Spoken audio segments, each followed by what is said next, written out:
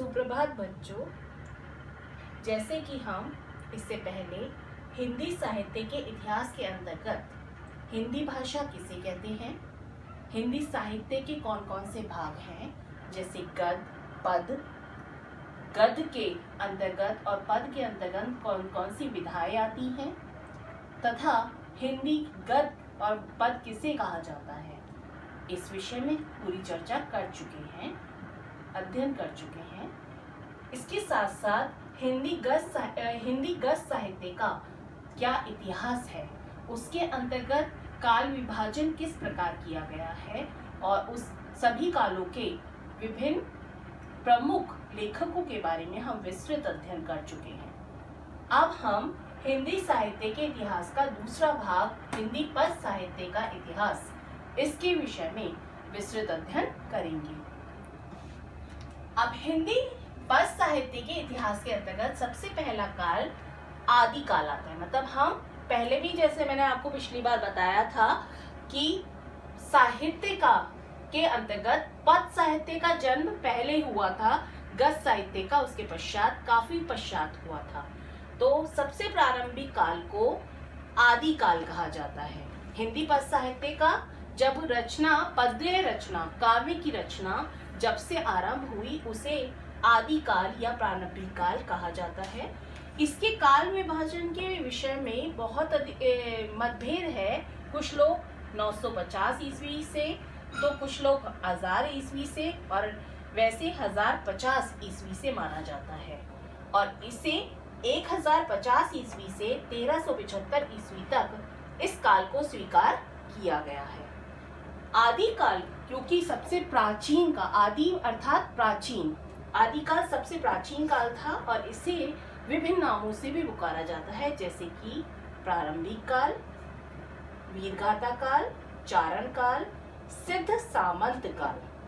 अर्थात एक क्वेश्चन ये आपका बहुत इंपॉर्टेंट हो सकता है कि आदि काल के विभिन्न नामों के विषय में चर्चा कीजिए। अब ये मैंने आपको, देखो, ये लेखकों के नाम लिख रखे हैं जिन्होंने इन कालों को आदि काल को नाम दिया। जैसे कि आदि काल कहा महावीर प्रसाद द्विवेदी ने, आचार्य महावीर प्रसाद द्विवेदी ने इस काल को आदि काल के नाम से पुकारा। आचार्य रामचंद्र शुक्ल ने इसी काल को वीरगाथा काल कहा। वीरगाथा काल इसलिए कहा गया क्योंकि उस समय जो भी रचनाएं की गई उनमें वीरता प्रधान थी। उन रचनाओं में राजाओं की, महाराजाओं की वीरता के विषय में बहुत चर्चा की गई, बहुत गीत गाए गए, इसलिए उसे वीरगाथा काल कहा। डॉक्टर राम कुमार वर्मा ने इसी काल को चारण काल भी कहा क्योंकि उस समय राजाओं के जो चारण अर्थात भाट इत्यादि होते थे, वो राजाओं की वीरता की कहानियों को या वीरताओं की गाथाओं को बहुत सुंदर तरीके से गाते थे। तीसरे राहुल सांक्रात्यायन थे जिन्होंने इसे सिद्ध सामंत काल भी कहा। अर्थात इस काल के ये 4 नाम हैं: आदि काल, वीरगाथा काल, चारण काल और सिद्ध सामंत काल।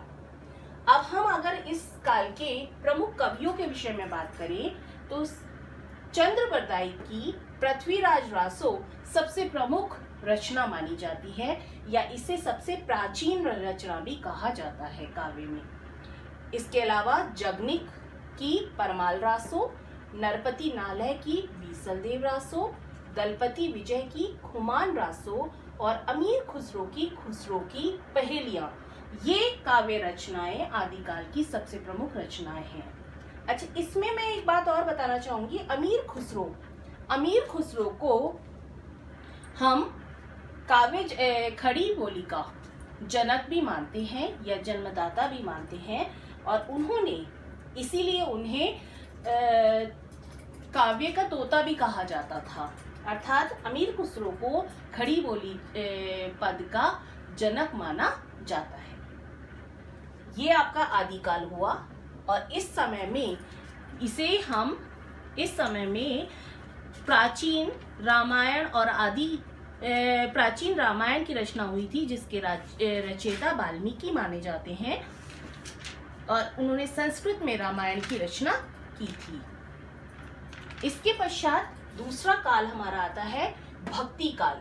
भक्ति काल को काव्य जगत का स्वर्ण काल भी कहा जाता है। इसका समय सीमा थी 1375 ईस्वी से 1700 ईस्वी तक। ठीक है। अब भक्ति काल सबसे इंपॉर्टेंट काल है क्योंकि भक्ति काल में सबसे ज्यादा सुंदर रचनाएं हुई थी। भक्ति काल का विभाजन देखिए नीचे किया हुआ है। भक्ति काल को हमने 2 भागों में बांटा है। नाम से ही परिचित आपको क्लियर हो रहा होगा, भक्ति अर्थात इस समय की जो रचनाएं हुई थी वो भक्ति, ईश्वर भक्ति पर आधारित थी, इसीलिए इसे काल को नाम दिया भक्ति काल। अब भक्ति काल पर भक्ति में 2 प्रकार की से थी, निर्गुण और सगुण। इसी आधार पर उस काव्य धारा का नाम भी निर्गुण काव्य धारा और सगुण काव्य धारा पड़ा। निर्गुण, पहले हम नाम से ही समझते हैं। निर्गुण किसे कहते हैं? निर्गुण अर्थात ऐसे ईश्वर को स्वीकार करना जिसका कोई आकार, जिसका कोई रूप रंग ना हो। अर्थात निर्गुण काव्य धारा के अंतर्गत वो कवि आते थे जो ईश्वर के अस्तित्व को स्वीकार तो करते थे, परंतु वो मानते थे ईश्वर एक पराशक्ति है जिसका कोई रंग, रूप, गंध इत्यादि नहीं है, वो हर समय हर वक्त विद्यमान रहती है। इसीलिए वो लोग निर्गुण काव्य धारा के अंतर्गत आते थे। और सगुण के अंतर्गत आता है कि जो लोग या जो कवि ईश्वर को सगुण रूप में, मतलब ऐसे रूप में मानते थे जिसमें कि आकार, रूप, रंग होता है। वो पराशक्ति तो है परंतु उनका एक निश्चित आकार और भी होता है। निर्गुण के अंतर्गत 2 शाखाएं थी, ज्ञानाश्रयी शाखा और प्रेमाश्रयी शाखा। ये बात ध्यान रखने वाली है और ये आप बहुत अच्छे से ध्यान रखेंगे कि भक्ति काल के 2 शाखाएं हैं, निर्गुण काव्य धारा और सगुण काव्य धारा। निर्गुण की भी 2 काव्य धाराएं हैं और सगुण की भी 2 काव्य धाराएं हैं।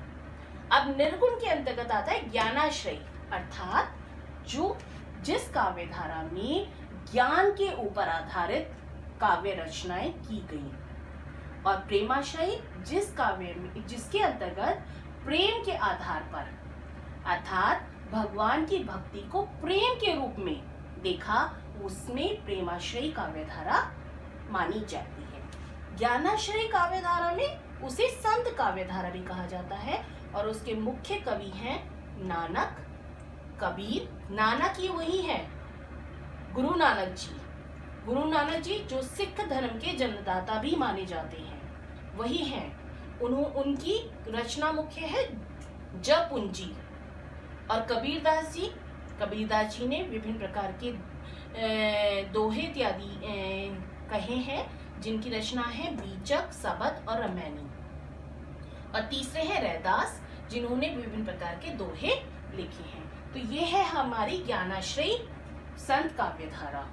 दूसरी है प्रेमाश्रयी काव्य धारा। जैसे मैंने अभी बताया आपको, ये कवि सूफी काव्य धारा भी कहा जाता था क्योंकि इनका जो ईश्वर के प्रति समर्पण था या काव्य था वो प्रेम के ऊपर आधारित था। वो भक्ति के साथ साथ भक्ति को उन्होंने प्रेम का रूप दिया था, इसीलिए उन्हें प्रेमाश्रयी काव्य धारा के अंतर्गत लिया गया। और वो डूब के प्रेम करके वो ईश्वर को स्वीकार करते थे। जिसके सबसे प्रमुख कवि हैं मलिक मोहम्मद जायसी, जिनका सबसे प्रमुख जो रचना है वो है पद्मावत, जो बहुत अधिक प्रसिद्ध रचना है। उसके अलावा 3 और लेखक हैं, कवि हैं कुतुम्बन, और जिनकी मृगावती, मंझन जिनकी मधुमालती, और मुल्ला दाऊद जिनकी चंद्रायन बहुत अधिक प्रसिद्ध है। तो पहले आप ये देखिए, आपको क्लियर होना चाहिए, भक्ति काल 2 भागों में विभक्त है, निर्गुण काव्य धारा और सगुण काव्य धारा। निर्गुण काव्य धारा भी 2 भागों में विभक्त है, ज्ञानाश्रयी और प्रेमाश्रयी। ज्ञानाश्रयी के 3 कवि प्रमुख हैं, गुरु नानक, कबीर, रैदास। और प्रेमाश्रयी सूफी काव्य धारा भी कहलाती है, जिसके 4 कवि प्रसिद्ध हैं, मलिक मोहम्मद जायसी, कुतुम्बन, मंझन और मुल्ला दाऊद। ठीक है। अब इसमें दूसरा काव्य धारा है सगुण काव्य धारा। सगुण काव्यधारा, जैसे मैंने अभी थोड़ी देर पहले भी बोला, सगुण काव्यधारा के कवि ईश्वर के साकार अस्तित्व को स्वीकार करते थे और इसीलिए इसके भी दो भाग हैं, राम भक्ति काव्यधारा और कृष्ण भक्ति काव्यधारा। अच्छा, आप ये लोग सोच रहे होंगे कि ये इतना भागों में डिवाइड करने की क्या जरूरत थी। कुछ नहीं है, भक्ति काल नाम से क्लियर है, भक्ति के ऊपर आधारित काव्य, और उसे दो पार्ट्स में इसलिए बांटा गया ताकि हम उस बात को और अच्छे से समझ सकें। एक विशेष प्रकार की काव्य रचना को एक विशेष रूप देने के लिए केवल उसका विभाजन किया गया है। अब सगुण में राम काव्य भक्ति काव्यधारा से तात्पर्य है जो जिन कवियों ने राम के भक्ति के ऊपर अपनी काव्य रचनाओं को लिखा है, और कृष्ण भक्ति काव्यधारा अर्थात कृष्ण भक्ति में कृष्ण की प्रेम में मग्न होकर जिन कवियों ने अपनी काव्य रचनाओं को लिखा है वो कृष्ण भक्ति काव्यधारा के अंतर्गत आते हैं। राम भक्ति काव्यधारा में तुलसीदास जी सर्व प्रमुख माने जाते हैं और वो अकेले अपने आप में इतने हैं कि उनकी इतनी अधिक रचनाएं हैं कि सारे कवियों से भी बहुत अधिक हैं, जिसमें मैंने 3 मुख्य लिखी हैं। रामचरितमानस जो अवधी भाषा में लिखी हुई है, गीतावली और दोहावली। इसके अलावा भी उनकी काफी रचनाएं हैं।